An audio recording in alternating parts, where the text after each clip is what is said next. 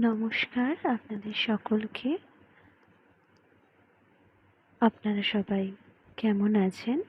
আশা করি ভালো আছেন আর অবশ্যই সুস্থ আছেন। আজ আমি আপনাদের সাথে অনুষ্ঠান বাড়ির মতো টমেটোর চাটনির রেসিপিটা শেয়ার করতে এসেছি। বাঙালি বাড়িতে টমেটোর চাটনি প্রায়ই হয়, আর আমরা সবাই প্রায় এটা রান্না করতে পারি। তবে কিছু ক্ষেত্রে অনুষ্ঠান বাড়ির মতো খেতে হয় না।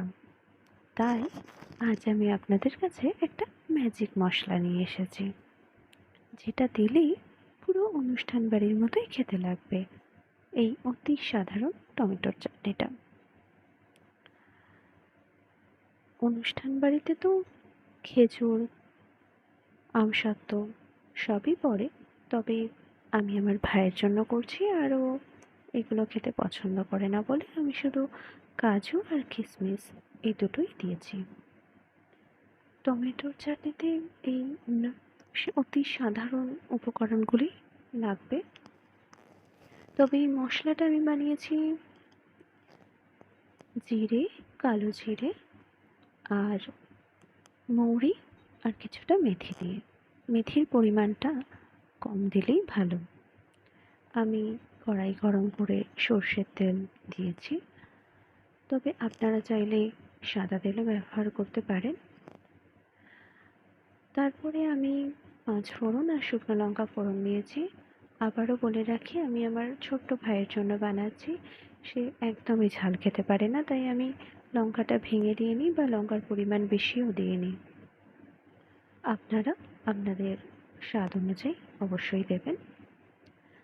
টমেটোটা আমি পেস্ট করে দিয়েছি, আপনারা চাইলে শুধু কেটেও দিতে পারেন।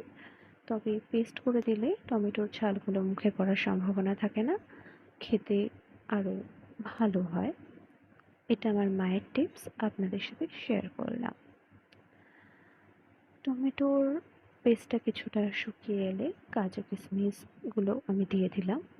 তারপরে স্বাদ মতো নুন, চিনি দিয়ে ভালো করে শুকিয়ে এলে কিছুক্ষণ আরও নাড়াচাড়া করে নামানোর আগে আমি মশলাটা দিয়ে নামিয়ে নিলাম।